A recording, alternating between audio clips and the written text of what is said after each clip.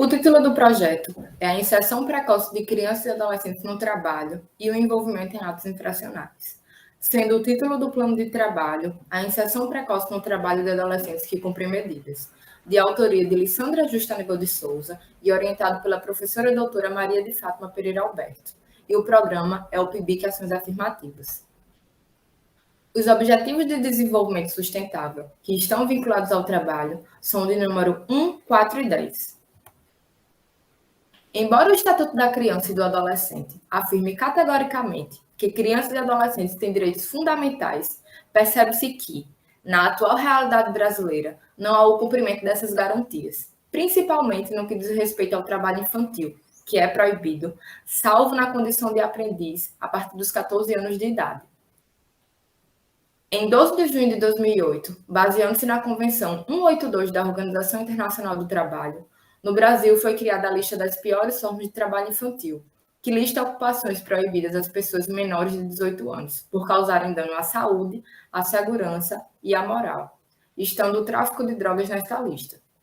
O capitalismo gera má distribuição de renda, pobreza, miséria e desemprego, o que faz com que muitas famílias empobrecidas necessitem do trabalho de suas crianças como estratégia de sobrevivência familiar.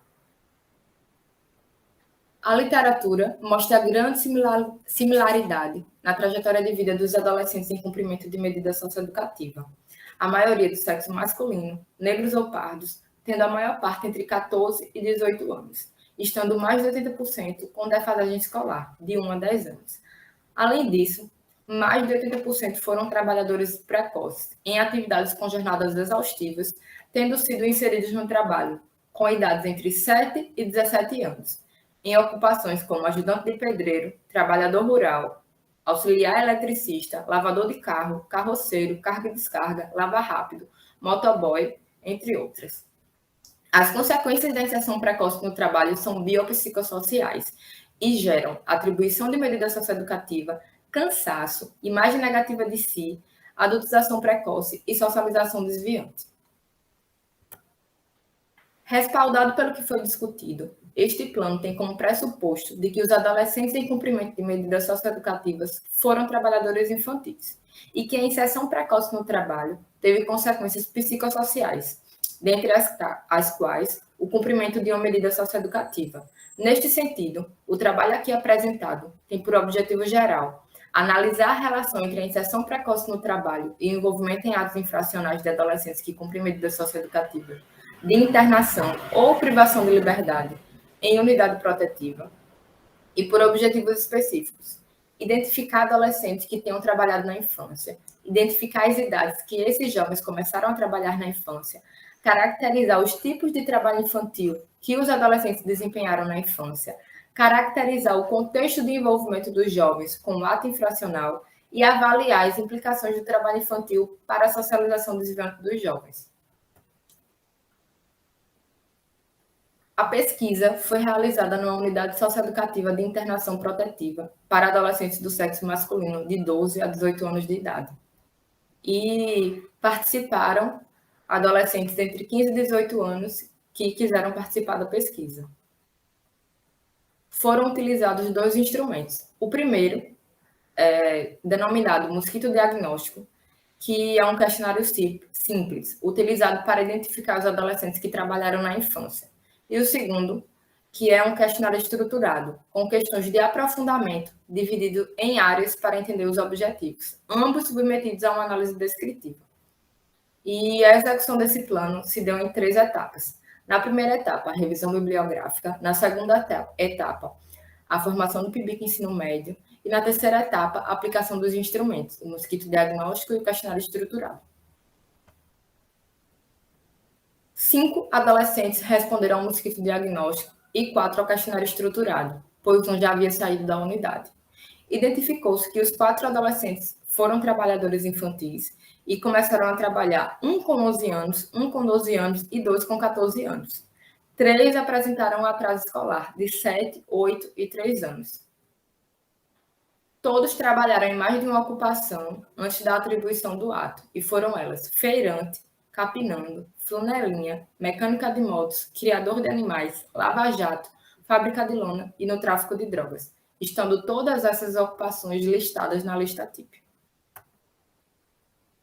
E outras atividades, houve um encontro dos integrantes do Núcleo de Pesquisa e Estudo sobre Desenvolvimento na Infância e Adolescência, o NUPEDIA, núcleo ao qual esse plano é vinculado, junto com o Laboratório de Pesquisa, Extensão e Subjetividade e Segurança Pública, o LAPS. No evento foram apresentados os projetos de pesquisa e extensão da graduação e pós-graduação. Além disso, também houve a apresentação de um resumo no 11º Simpósio de Psicologia Política. Neste plano, se identificou que os adolescentes que estão em cumprimento de medida foram trabalhadores infantis e que os motivos que os levaram a trabalhar foram conseguir independência, comprar bens materiais e obrigados pelos pais diante das necessidades. A trajetória do trabalho infantil os levou à atribuição da autoria de um ato infracional, que teve como consequência a determinação de uma medida de internação.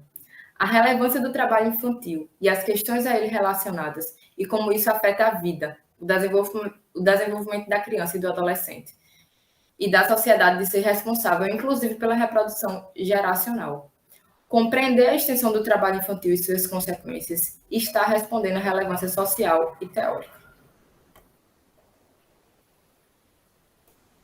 Sugere-se que o Estado fortaleça as políticas educacionais para que as escolas possam contribuir com a erradicação do trabalho infantil, que sejam criadas políticas públicas que se voltem às famílias empobrecidas para que não mais precisem do trabalho de suas crianças, que voltem a olhar para que esses jovens trabalhadores não sejam mais penalizados e sim protegidos, com direitos efetivados, que formem os profissionais das unidades de medida socioeducativa de forma a serem agentes de direitos humanos, realizando atividades que desenvolvam as potencialidades desses meninos de forma dialógica e empoderada, que vencer sob essas condições nunca seja romantizado e sim questionado para transformar, que ninguém mais precisa existir na base da penúria, sempre numa tentativa desumana de alcançar algo que o Estado deveria garantir como mínimo para possibilitar acesso ao que deveria ser por direito garantido.